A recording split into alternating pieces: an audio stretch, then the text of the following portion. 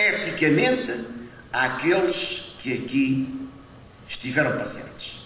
Peço, pois, a todos que o que aqui se passou, as preocupações levantadas, o positivo e o negativo de que tivestes conhecimento, tudo isso seja transmitido o mais rápido e, na medida do possível, a todos os nossos conterrâneos, nomeadamente através de órgãos de informação ou através de associações portuguesas, que seja transmitido aos nossos conterrâneos aquilo que aqui se passou.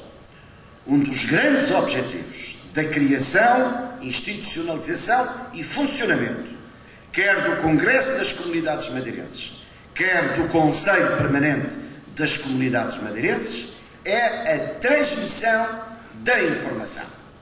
Sem isso, não teria valido a pena fazer congressos, institucionalizar o Conselho Permanente.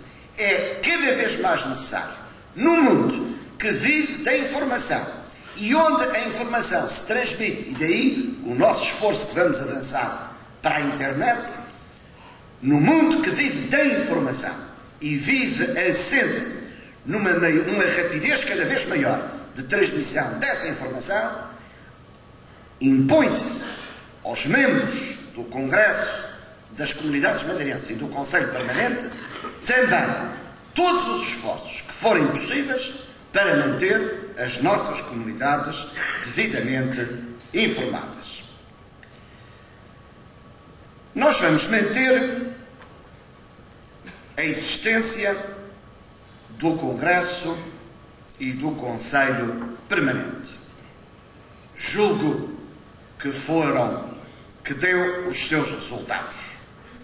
Quando em 1978 assumi as minhas funções de Presidente do Governo, encontrei as comunidades, principalmente por via do regime político anterior ao 25 de Abril, encontrei as comunidades de costas voltadas para Portugal, não num sentido patriótico, mas num sentido de interesse quotidiano. Encontrei as comunidades descrentes e encontrei as comunidades com certa falta de informação, ou com muita falta de informação. Sempre considerei as comunidades madeirenses parte integrante desta terra-mãe. Aliás, a nossa economia, em certas fases da história da Madeira, viveu muito dos apoios que recebeu das nossas comunidades.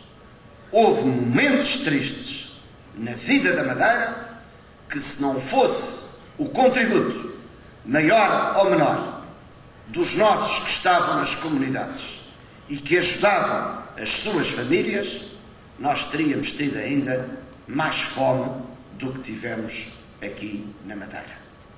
Houve sempre uma ligação. Mas era preciso agora que a Madeira tinha conquistado a autonomia, que Portugal tinha conquistado a democracia. Era preciso agora criar um laço mais apertado, criar um laço mais íntimo, interessar as comunidades na pátria e principalmente aqui na terra-mãe, a nossa Madeira. E foi esse esforço que se começou a desenvolver.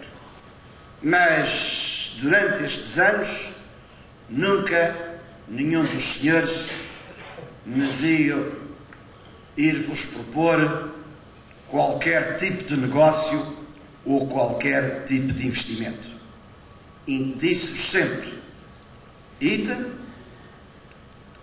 é necessário conhecer as condições do território, ver o que se passa e a decisão é vossa. Jamais entrei no caminho que outros políticos infelizmente entraram, que foi o de andar a pedinchar dinheiro. Por outro lado, tive a preocupação de seguir outro comportamento. Nunca vos fiz qualquer promessa. Pelo contrário, algumas vezes disse-vos não. E algumas vezes tive que falar de maneira que não era a maneira mais simpática.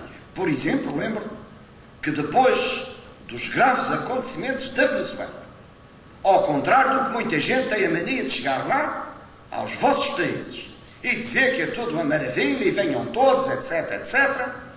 Eu lembro-me nessa altura vos ter dito olhos nos olhos que era preciso aguentar na Venezuela porque a Madeira não tinha condições para receber toda a gente de um momento para outro. Entendi que a política de verdade era a única capaz de estabelecer e de reforçar os laços de confiança entre nós.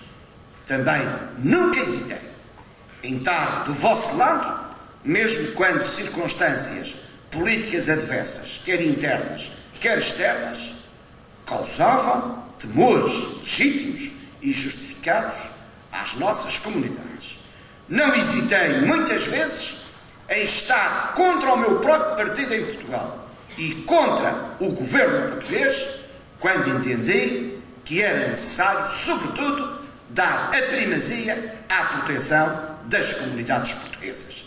Meus senhores, julgo que esta política, seguida ao longo destes anos, permitiu não apenas os saudáveis laços de amizade e de confiança que existe entre nós, mas permitiu, sobretudo, que entre a Madeira e as suas comunidades se estabelecesse um clima tal de confiança que roça a familiaridade e que faz com que possamos sempre contar convosco como elementos integrantes, ativos, permanentes da continuação do nosso desenvolvimento e que possamos contar que o nosso desenvolvimento também se vai fazer convosco.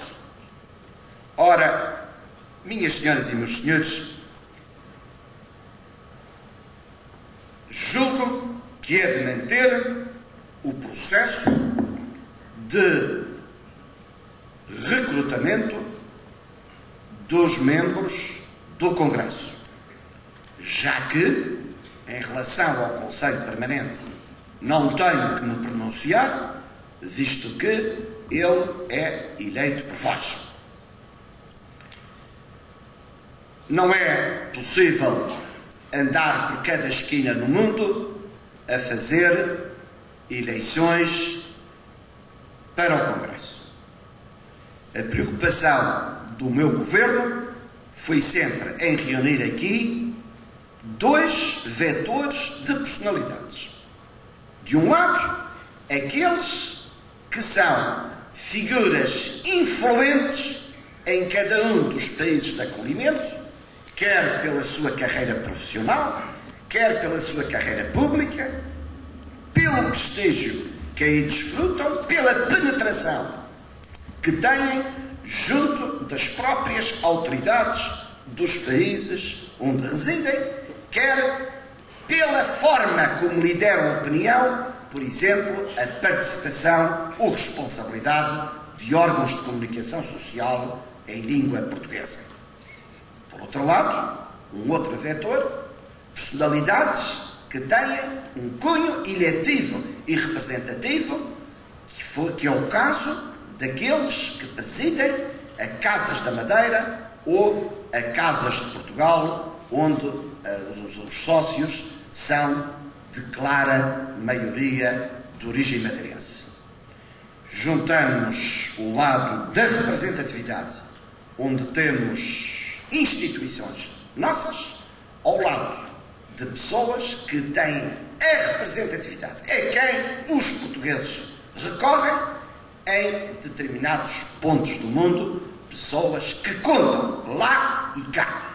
Julgo que não há, neste momento, outra maneira de fazer esta representatividade ao Congresso, embora eu compreenda que, como em tudo na vida, não pode haver unanimidades, mas são questões que o Presidente